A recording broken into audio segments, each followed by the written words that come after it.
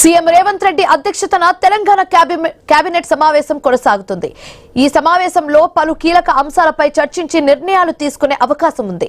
చట్టసభలో ప్రవేశానికి కనీస వయసును 21 ఏళ్లకు తగ్గించాలని కేంద్రాన్ని కోరుతూ బిల్లు ప్రవేశపెట్టే అంశంపై కేబినెట్ లో చర్చ జరిగే అవకాశం ఉంది.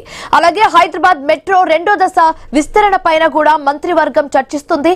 కొత్త సంక్షేమ పథకాలు, హిల్ట్ పాలసీకి సంబంధించిన అంశాలపైన కూడా కేబినెట్ లో చర్చ జరిగే అవకాశం ఉన్నట్లుగా తెలుస్తుంది.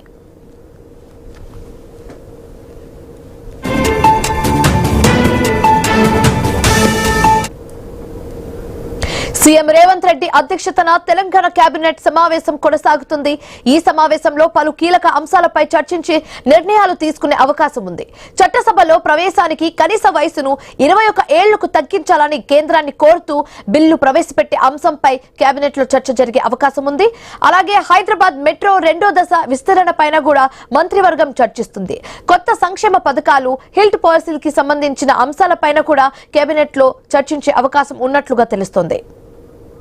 ఇదే అంశానికి సంబంధించి మరింత తాజా సమాచారం మా కరెస్పాండెంట్ పవన్ అందిస్తారు ఫోన్ ద్వారా.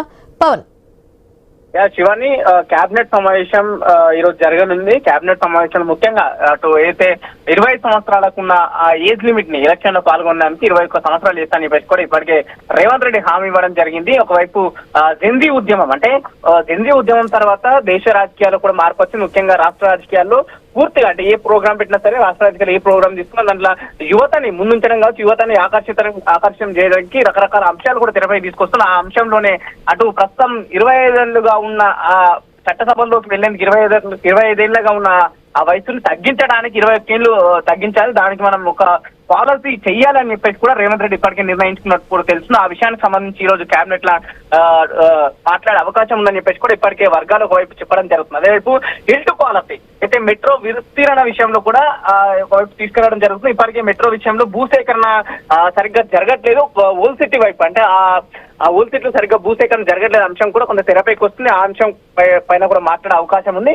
అటు ఎల్ఎన్టీ సంస్థ ఆన్ అండ్ ఆఫ్ గా ఆ నిధుల విషయంలో, అంటే ఆ మెయింటెనెన్స్ విషయంలో ఆన్ అండ్ ఆఫ్ గా నడుస్తుంది. ఆ విషయంలో ఒక పూర్తిగా క్లారిటీ తీసుకునే అవకాశం ఉందనే అంశాలు ప్రస్తుతం తెరపైన ఉన్నాయి. సో చూడాలా, ప్రస్తుతానికైతే అధికారికంగా కేబినెట్ సమావేశం తర్వాత మంత్రులు ఏ విధంగా సమావేశం తర్వాత ఏం అంశాలు చెప్తారనే అంశాన్ని కూడా కొంచెం వేచి చూడాల్సిన అవసరం ఉంది. ప్రస్తుతానికైతే ఈ రెండు అంశాన్ని ముందుకు తీసుకెళ్లే అవకాశం అయితే కనిపిస్తుంది.